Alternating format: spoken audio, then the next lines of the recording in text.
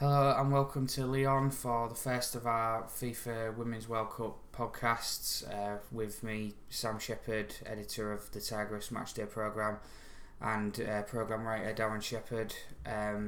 We flew out to Leon yesterday, having booked tickets for the semi-finals and the final of the World Cup some months ago.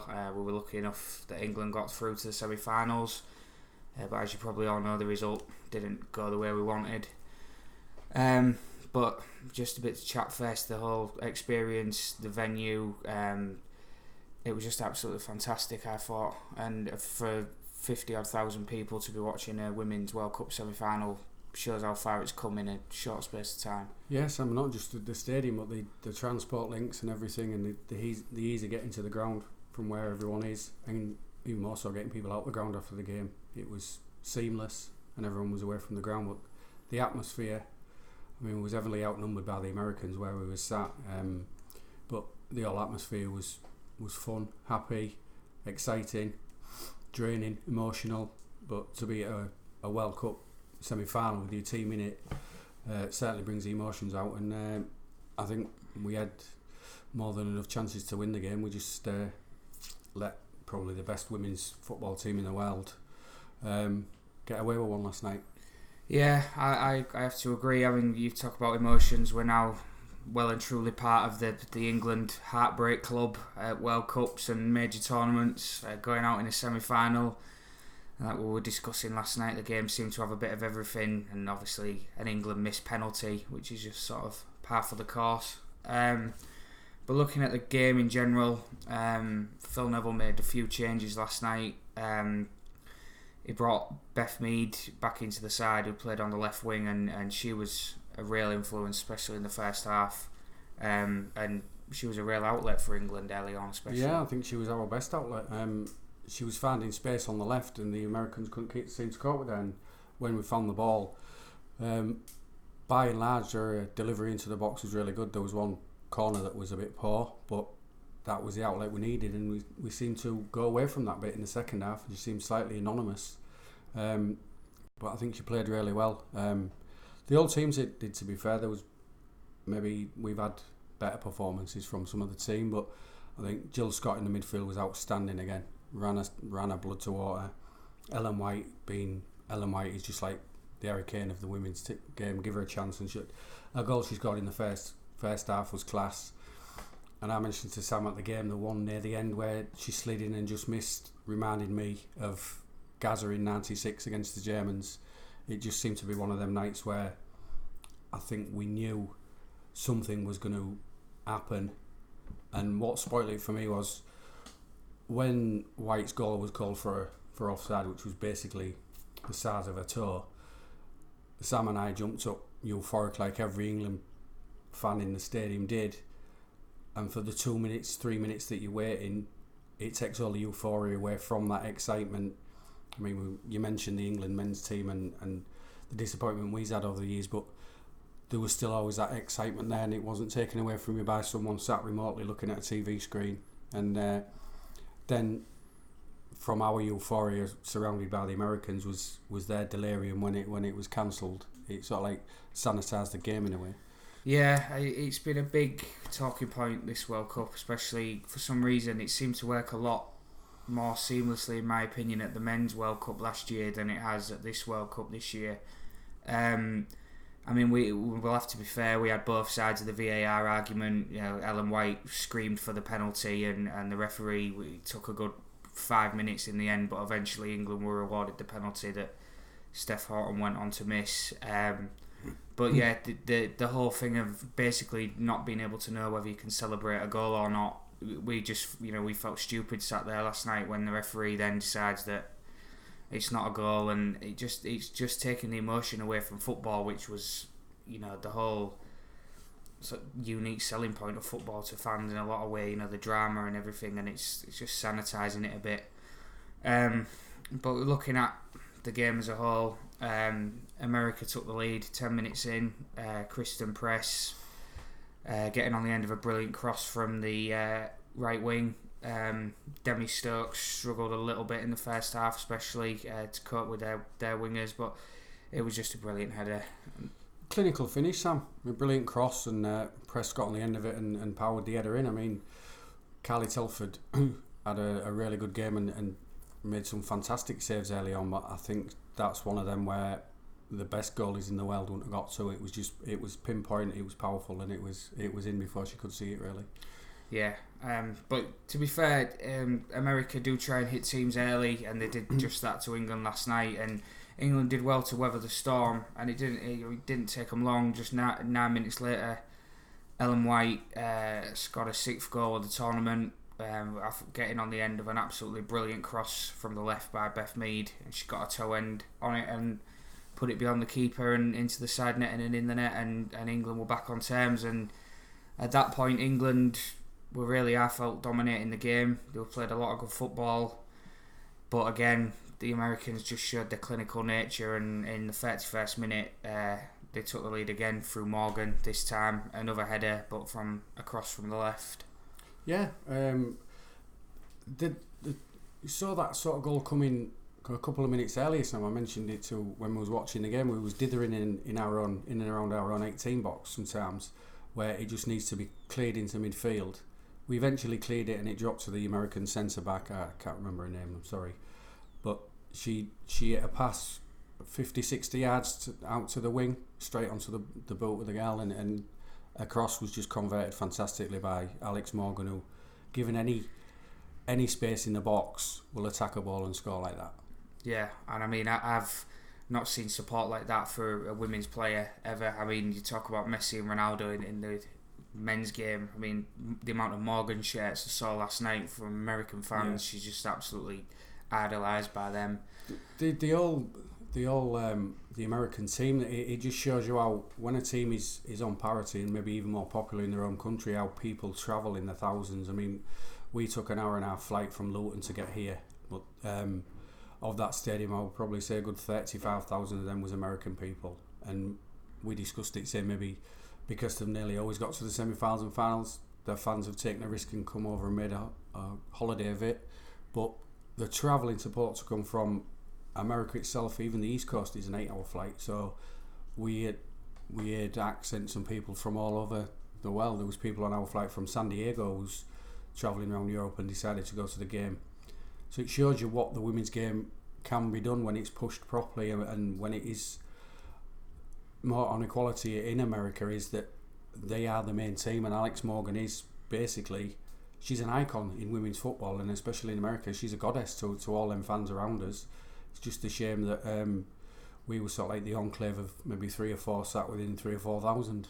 Yeah, we did feel very much like we were sort of at an away game last night. That's not to say the England fans weren't brilliant. The ones behind the goal certainly were. The band was playing all night, and yeah, it was great support. Really got behind the team especially in the second half. I would like to say, sorry Sam, I'd like to say there was, as we said, heavily outnumbered. There was a lot of French fans and neutral fans. We saw Australian fans there, but there was no feeling of intimidation or nothing like that. It was a friendly atmosphere, and it was, the half-time entertainment was a carnival atmosphere and getting everyone involved, and to see the amount of young girls and young kids there actively participating was a fantastic sight. Yeah, it really was. The amount of families you see at women's football, it's a big thing, and like you said, even though we were literally sat in the middle of thousands of Americans, it was, they didn't even take the mick too much when we celebrated when Ellen White scored, and it was eventually disallowed. It was just, it was a great atmosphere to be a part of.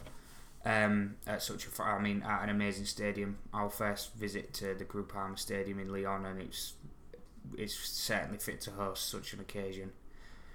If we look at the second half of the game, I thought England dominated it. America came out and settled at 2-1. There was time wasting tactics within the first 5 minutes of the second half, and it was down to England to find the goal. They did everything but score. The Ellen White VAR decision, as we've discussed, in the 67th minute, by the letter of the law and by the letter of camera technology, she was marginally offside. It was the correct decision if we've got to swallow that pill and just take it, but it was absolutely gutting. But England carried on, and in the 79th minute, it looked like for all money Ellen White was going to score, and as my dad mentioned she had her Paul Gascoigne moment, but then it turned out that she'd been fouled, and eventually, after a very long VAR delay, we were given the penalty. And unfortunately, Steph Houghton's joined the list, a very long list of England players who've missed penalties at major tournaments and at vital times. Yeah, I mean, it was fantastic from her to step up and take the responsibility, and even more so immediately after the game, we've seen the BBC coverage of Albania of stepping up and taking responsibility of how she felt for missing the game and how she'd let herself down, or she said she'd let herself down and let the team down and the nation down. But that wasn't the case, really. It was that showed that she had the bottle and the steely determination to get up there and try and do it for her side. She admitted herself it was a poor penalty, and we said at the time it was a poor penalty. But for your leader to stand up in that pressure situation, knowing what that could have meant, is fantastic from a player who is actually a fantastic player who leads. He's a proper leader of a team and a proper captain of the squad and everyone that that follow England ladies. Well, she was fantastic last night. She kept England in the game. Some of her defending was fantastic. She helped her other teammates out. Yes, she's missed a penalty, but as we said, there's a very long list of England players that have missed penalties in tournaments. She shouldn't get too down about it. It happens. It was just gutting that was basically the last straw for England, and then eventually the 86th minute Millie Bright saw red. Second one probably was a yellow. I think the first yellow in the first half was very harsh, to be honest, from one of the not the best referees in the tournament, I would say. So that's gutting for her. England threw everything at America after that. 7 minutes of stoppage time, but they showed their professionalism. They just kept the ball, got it in the corners, and eventually the final whistle went and America were the winners. But so good luck to them in the final. England have come a really long way. They've replicated what they did 4 years ago, but I think they're a much better team than they were 4 years ago, and they went really toe to toe with America last night. And I just want to pay a bit of tribute to Phil Neville. I think he's been a breath of fresh air since he came in. I think his interviews and everything throughout this tournament, he's got the team playing with a smile on the face, and he really cares about the job. And I think, you know, it won't be too much longer before we see this Lionesses team win a major tournament. Yeah, as you say, Sam, he's come in and he's embraced the whole situation, and he's taken the team forward. He's brought young players in who he's seen develop and grow within the system, and if they're good enough, they're in the squad. Tends to be favouritism. We've seen that with the rotation in the team as the tournament's progressed. But in his interview last night, he said he's moved on already. There's a bronze medal to win on Saturday. There's the Olympics, which we've qualified as Team GB in 2020, and then fantastically for us as a country is the Women's Euros are hosted in our own country in 2021. Yeah. And if the progression can go on that we've had in 4 years, in the next 2 years, then we'll regularly be seeing stadium around the country, our own country, filled with England fans, and more so different nationalities coming to our country to watch a game what's developing and burgeoning so quick. It's unbelievable. It's great to be part of women's football in general. And the comments we had about our flag last night, and people looking and taking photos, and the followers that the Tigresses got alone from people from all over the world. 5 or 6 different followers just maybe from seeing our flag in the stadium shows that the game is on the right track, and importantly for us, our club is on the right track. Yeah, definitely. I mean, you've told me this morning the figures, over 11 million watched last night on BBC, and that's grown from, I think it was over 6 million the first group game. So you can see how it's captured the nation, this World Cup run. And the women's game is massively up on the up in England anyway, but a run like this in the World Cup, and showing how close England were to beating America, who have been the best team in the world for years and years and years, it's massive. And we're going to carry on in our small way, All City Ladies, covering women's football and promoting it as much as we can. And it's just a brilliant experience to be there last night. But that's not it for us. We're there again tonight. Really looking forward to this. I think it's going to be a pretty much carnival atmosphere. 2 very colourful sets of supporters who like to make an atmosphere, especially the Dutch. Yeah. The Dutch taking on Sweden, sort of a bit of a surprise package of the tournament. Played absolutely brilliantly to knock Germany out in the last round. So and either of those sides are going to want to make the final and fancy giving it a crack against America to win the World Cup. So it should be, as we can sit back and sort of just relax at the games tonight, it's going to be a great one to watch for a neutral. Yeah. An interesting stat for you that I read the other day is that every team that's ever knocked the German women's team out of the World Cup has gone on to win it. So if I was a betting man, I might be having a little punt of my wife's money on Sweden to win it. Well, I wouldn't be surprised. They were fantastic against Germany. They were underdogs. The two goal scorers, Sofia Jakobsen and Stina Blackstenius, were amazing.